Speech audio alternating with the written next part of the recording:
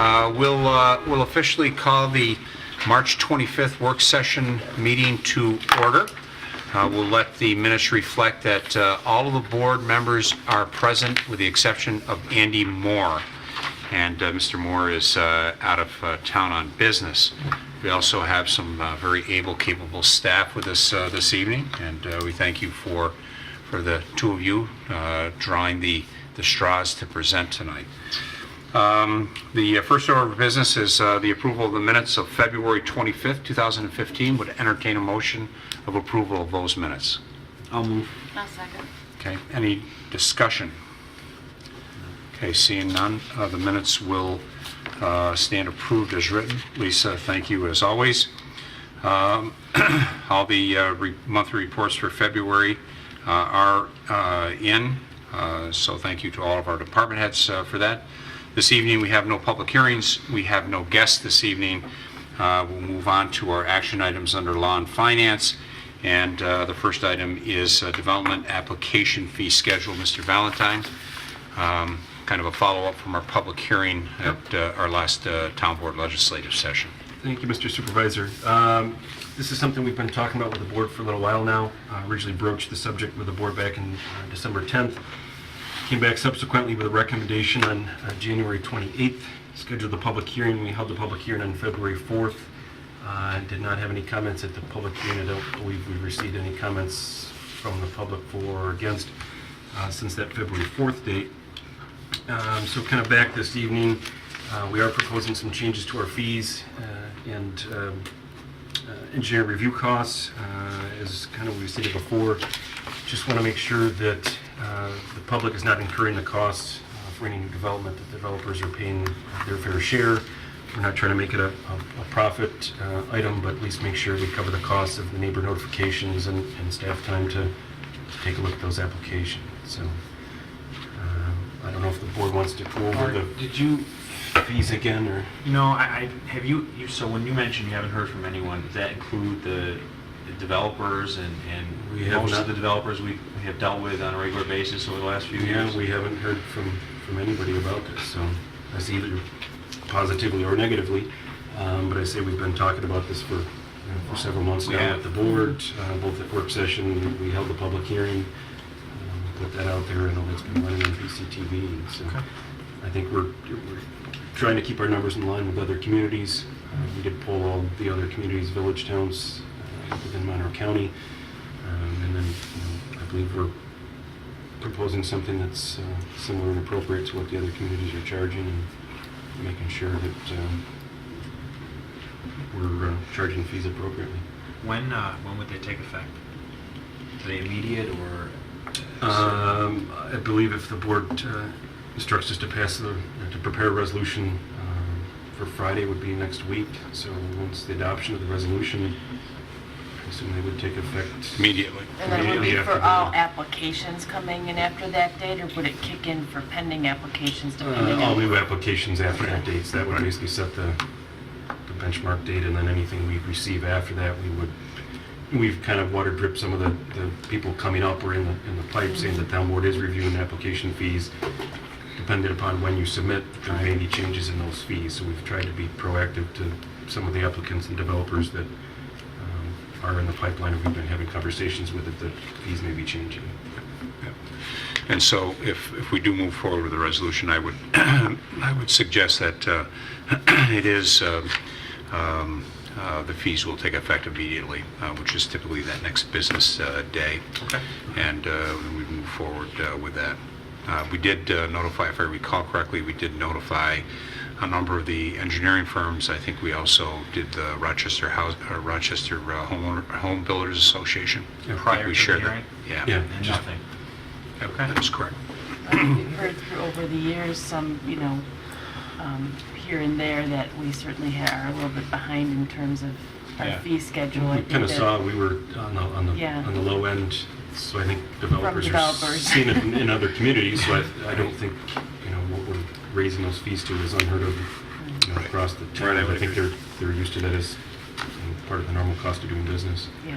Okay. And certainly the fees are directly attached to work product, so it's not as if it's just a fee to to be involved in the application process. It's engineering fees, mailing costs, And we've advertising costs. distinctly tried to keep the fees. I know this board is very sensitive to sketch plans or concept plans, so we've tried to keep those a little lower. If somebody just kind of wants to run an idea by the town board or the planning board, not incur too much cost before they get into it, and then as they get into it, make sure that we're charging an appropriate amount. Okay, all right. So you'll prepare a resolution for the board for submission this Friday by noon? Yep. And we'll have it at our next legislative session next Wednesday. Okay. Okay. Very good. Other questions, comments, board? Everyone's good? All right, thank you, Mark. Move on to updated sprinkler law. Mr. Tett.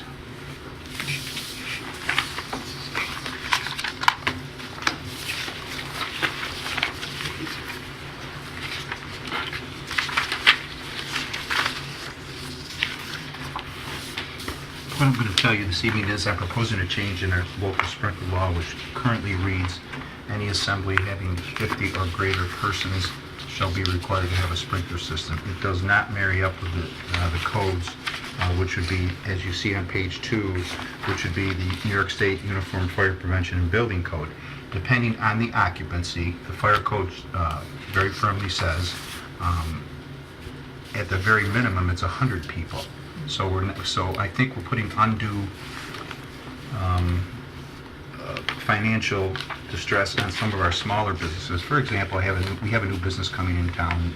Mark Crane's building a new pizza shop, and he's currently seated 60 in his shop. He would have to go to a fire sprinkler system, but our local code reads the New York State Fire Code, and the New York State Building Code says 100, and it clearly states what type of businesses that should apply to. So what I'm coming to this evening is a change in our code that'll simply, if you go to page 2, you'll see bullets 1 through 10 in our current code, and I'm proposing to take out bullets 1 through 9, insert number 1 to marry the New York State Fire Prevention and Building Code, this book right here, and then I'm proposing to make number 10, or number 2 would be what is now currently number 10, other uses not enumerated above, determined by the fire marshal to represent a high threat of fire explosion or the emission of toxic fumes in the event of a fire. In other words, it gives your fire marshal a little bit of a leeway here to say, wait a minute, you're pushing it here. We need to really look at this, and I may require a sprinkler system, depending on what the business is. So there are a couple goals here. First is to conform with the state requirements, so that Correct. we would parallel the state requirements as opposed to being more rigid Correct. in our requirements. Correct. And the second is to allow some discretion from your department Correct. in certain circumstances to make a determination as to whether, in the best interest of the community and that development, that a sprinkler system would be needed. That's correct. So just for the record, the current legislation that's on the books is local law number 2 of 1994. That's correct. And so that's what is currently being used by Building and Fire Marshal's office. And so local law number 2, for all intents and purposes, will remain the same, all the other verbiage, with the exception of what is being proposed regarding the fire sprinkler systems. And it's going to be then more in keeping with the state, New York State Building Code and the fire codes, and to make it consistent across the board. Just some real quick history we found through the years. This was made at 50 a few years back, and we found through the years that nothing at 50 has affected anybody. The state code has gone to 100. It's been at 100 for a while now, and I'd like our code to marry with that, the state code. That was going to be my question, is when was the state building code changed to reflect The 100? capacity? Well, this newer code came out in 2000, Okay. and this code, I believe, was out of what we call the Green Book in codes, which would have been the 1980s, 90s. And I believe Pat Morris would have passed this law back when he was here. Right. And if I'm not mistaken, that was in the 90s. So this is catching up to... This is catching up with Now, today's as far times. as the proposed town law, local law, would you basically include the state language, or simply do a reference to New York State Code, so that if the New York State Code changes, our local law changes along with it. That's correct. That's what I would propose. Okay, so simply referring that they would comply with that Comply section with of the state codes. That's correct. I would not, because otherwise I'd have to come back to you again sometime. This way it changes as the state code changes. Makes total sense. Will this require a public hearing? It would ultimately require a public hearing, so that, I think that becomes the next question on the table. We have Mr. General Code expert here, Mr. Valentine, this evening. So we're currently going through an update with General Code. As part of General Code, have we included all the current local laws as part of that? We have, so it's incorporated, so we're basically codifying what the current code is today. We pulled back to general code our final revisions by April 13th. So I think if this was changed and a public hearing was set, that may be after that time. But if it's adopted as local law number 2 of 2015, we would then get it to general code. So it'd be a matter of timing is when we still need to hold a public hearing for Right. the general code update. So kind of whenever that timing happens for hosting that public hearing, if this is passed by that point, it could be incorporated or merged Yeah. into that, or just kind of how those line up. So I think the item on the table is just trying to minimize our minimize our work and minimize the number of public hearings if we can do that. But I think what's going to happen is that currently town attorney has got the current version of general code. He's going to be providing, as well as the department heads are going to be providing input and feedback back to you so that we can get that back to general code. That then would say that the final review of the town board would probably happen sometime after that. And so it may be advantageous for us to address this matter now in a public hearing, because the public hearing for the broader general code may be several months out. It depends on what time they need to make, the final changes on general codes and schedule a public hearing. So I would think this would be quicker to get to the public hearing than that piece will. Okay. All And we right. have general code reflecting the new law potentially, and a repealing of the old. General code Or the timing, they yeah. would just swap out that Okay. one piece, incorporate this, and then when they update it, would just show the new. Yeah, Okay. because there wouldn't be any Adopted law. retroactivity. This would be another immediately. We would have to show the old one, is what I'm saying. Wouldn't be applied to anybody at that point. Okay. All right. Good with that, Yeah. board? Okay.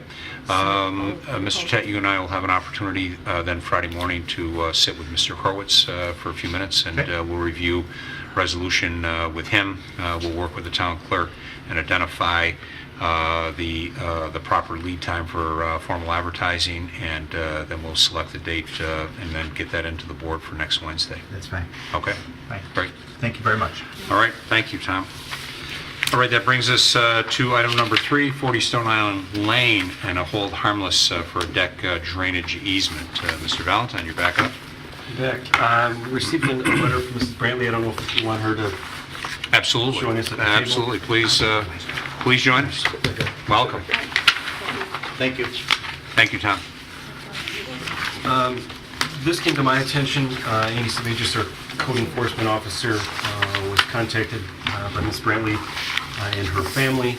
They are in the process of trying to sell their parents' home. In review of that, it came to Andy's attention that they did not have a permit for the deck that was out there. He took a look at it, verified that the deck was built somewhere between, I think we determined 86 and 91. Her parents bought the property in 2007. Don't know why we didn't catch it in 2007 during the closing at that point in time. But also as part of that, to have Andy go out there and review the deck, make sure it meets our permit requirements, was noticing that it actually is also in a drainage easement that's out there. The deck has existed since the early 1990s. We have not had any issues in there during that time, but in order to rectify the situation, I spoke to Ms. Brantley about getting a hold harmless agreement, acknowledging that the deck is in the drainage easement. If and when it does become an issue, that basically, one, the town's not liable, first and foremost, and secondly, if it does need to be removed, if cleaning has to happen or is in the way, that they're under the understanding that that would happen. If the board granted a hold harmless agreement, that would clear the way that Andy could go out there, do his final inspections, make sure the deck met whatever requirements, they could do the upgrades, the deck that's needed, and then proceed with selling of the property. I don't know if I captured that all. It was perfect. And then Properly. there's the smaller issue of there's a child's playhouse that's also back there, and it doesn't look on the map like it's in the easement, but I think you think it's in the easement, so. I think we said it may be in the easement, so at least cover that at the same point in time. Right. We don't issue permits either way for playhouses. But you might as well Just- throw it in Just there. acknowledging that the playhouse is there, and again, we've not had any issues with it. I've talked with Jim Fletcher, the former highway superintendent. He said, he's known the deck to be there as long as he's worked for the town. He's retiring this week, so it's been there 30-plus years. So Good thing we caught him before he left. Actually, his party's going to be on the deck. I don't know if you told us. He's been there the entire time that he's worked for the town, and he's coming now leaving, so I don't think, this has been an issue. I do have some photo showing the deck. Their property's highlighted in green. Actually, looking at the aerial photo, it looks at 50. The property to the north has a similar situation with some decks crossing to that, so we'll reach out to that homeowner and may have a similar conversation Yep. with this board at a future work session, but tonight is just dealing with 40, so it's just basically a branch of the deck that kind of goes over the creek. And This is consistent to applications or requests we've had on other residences before, and certainly it's been presented to us very thoroughly. I actually had indicated earlier that you didn't even need to come in, but I would certainly... I shared it with her, and Yeah, I certainly don't she- oppose. And you made her come in anyway? I did not make her come in. I shared it with her this I morning and didn't- said, I get to tell her about the We party. have buyers there, like next week, they want the house, so Yeah. we took the paint, I took everything out of the house. I had Right. to come up anyway. It's very stressful when something like this pops up. Oh my goodness. It's either buying or selling. So, Mark, when was the last time we did any drainage work in that area? Do you have any sense? I don't. I know you've only been, Probably- I know you've only been on the town engineer's job for 3 or 4 weeks, and you haven't quite got everything We haven't cleaned that down. much since But we haven't since been you've been in that that role. All right. I've been with the All town right. 11 years, and we haven't cleaned in that time. I think during the ice storm, We went in from what I and got from did Fletcher, some- We did some work in there. Right. I don't think we Cleaned had up issues. more trees and things like that, Yeah, if and I as far recall. as from a watershed management standpoint, this has not come up on the radar on our committee, watershed management committee. We discussed it with the PRC group as well. No one had concerns with PRC. If we have the whole Harmless agreement and it becomes an issue, there's a blockage, we can take it from there. But in the past 30 years, we haven't had an issue to date. Okay. All right, so, board, okay with putting together a resolution, and we'll have that before us on Wednesday. Well, actually, we can, via this work session, we can just have you, direct you to send a letter without doing a resolution, and send a letter to the homeowner, to Susan, so that she has it for her attorney as part of the closing process. So, And yeah, we'll have them sign that and great. process that. Excellent. So if we can get that to her by the end of the week or early next week, we can get that taken care of. Okay. Okay. And can we start the inspection then with that letter? or- I'll let Andy know that tomorrow, and then he can go handle his piece of it now that the town board has granted that. Yep, good. Okay. handle that part. Wow, that's great. Great. Excellent. So please work, Susan, if you'd please work with Mark and be that point person to get the letter put together and to you, and then to get you connected with Andy Cervegas so that they can do their work and review. Okay. That's great. All right. Thanks for coming It was in. worth the trip, let me tell you. Good. All right. Good. Well, good luck. Good luck with the sale, and Are these good all luck your with it. siblings here? Not all of them, I was going to say a small subset of my siblings. Got it. Well, And good it's luck with 14 good luck with the sale and getting that all wrapped up. So Thank you. and then Thank you just very much. work with Mark if you would. Okay. Okay. Great. Thank you for coming in. Thank you. Absolutely. Okay. That is the last item on the agenda. Anything that will create major problems if we don't chat about it this evening? Okay, seeing none, the March 25th, 2015 work session is adjourned at 7:22 PM. Lisa, thank you.